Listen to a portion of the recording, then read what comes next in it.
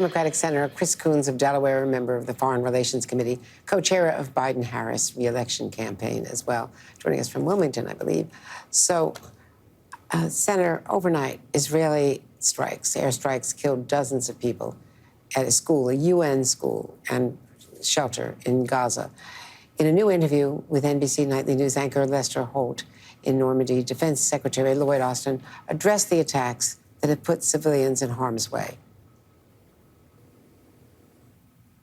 There are clearly ways to ensure that we're protecting the civilian population and moving the civilian population out of harm's way. And there are ways to be more precise in terms of achieving one's objectives. So I don't think the two are mutually exclusive. You can accomplish your objectives and still protect the civilian population. As a matter of fact, protecting the civilian population is a strategic imperative. What can the U.S. do, Senator, to try to protect civilians from these attacks? The casualty figures are just, horrendous, as obviously the massacre was, and Hamas started the war. But right now, that is implicit criticism, specific criticism from the Secretary of Defense of the tactics that Israel is using. Well, Andrea, President Biden, Secretary Blinken, his whole senior team keep leaning into exactly the most important thing we could be doing to reduce civilian casualties, which is to bring an end to this war in Gaza, to secure a release of the hostages who've been held beneath Gaza by Hamas for more than 242 days, to bring an end to the fighting, a ceasefire, and a path forward that secures Israel's future and improves the entire region by making possible Saudi recognition of Israel and some path forward for Palestinian self-governance. That's what has been the principal focus of our president and many of his senior team. I agree with Secretary Austin's criticism that as the IDF continues to carry out operations against Hamas in Gaza, they need to do so with more precision, with more care, and to be mindful of the global consequences of the civilian losses. Yes, Andrea, Hamas bears responsibility for having started this war, for having carried out brutal attacks on October 7th, and for continuing to hold hostages and to use civilians as a barrier to the IDF's actions in Gaza. But Israel increasingly is bearing the cost in their reputation regionally and globally. And in another war, of course, Ukraine, officials in Kyiv are privately increasingly frustrated that the U.S. has only recently granted them the ability to fire back at Russian artillery, hammering them on the other side of the border in the Kharkiv area, and that their ability to fire back across the border is limited to that area around Kharkiv or perhaps some others. It's not more generalized, especially given that unconscionable delay, my words, for months when they did not get the weapons that they needed. They got some from Europe, but not from us. Should we be giving them more leeway in the way they can strike back when Russia is massed at the border firing at them?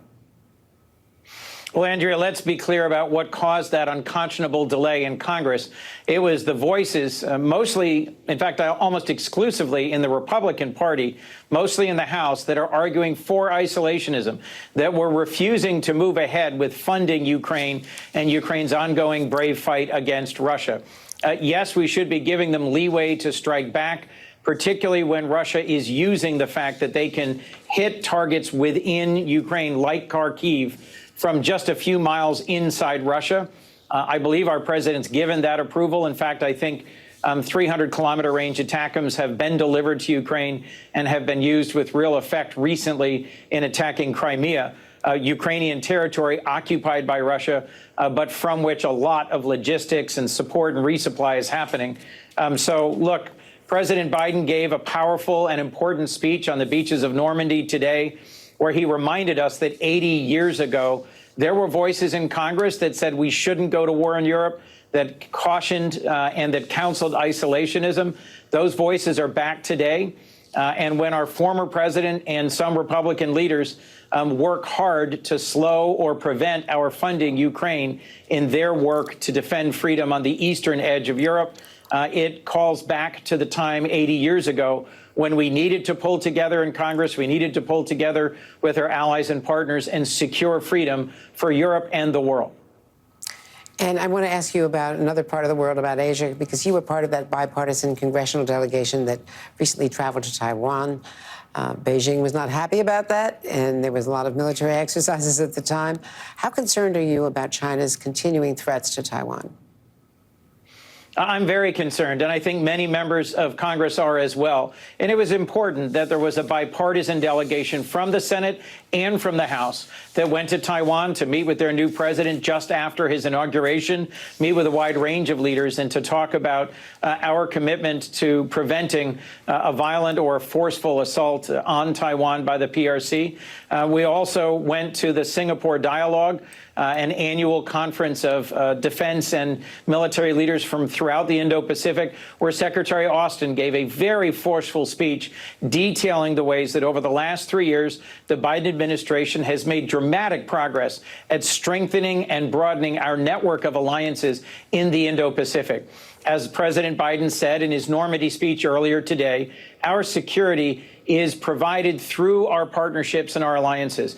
We don't have allies out of charity or some sense of a selfless interest in the world. It redounds to our benefit. Our prosperity, our security, the stability of the world has largely been secured by NATO in Europe and by a network of alliances in the Indo-Pacific. President Biden appreciates and respects that. And frankly, one of the most concerning parts of former President Trump's legacy was the ways that he attacked and went after and weakened our alliances from his first days in office. Senator Coons, we're going to have to leave it there, but thank you very much for joining us today. Thank you.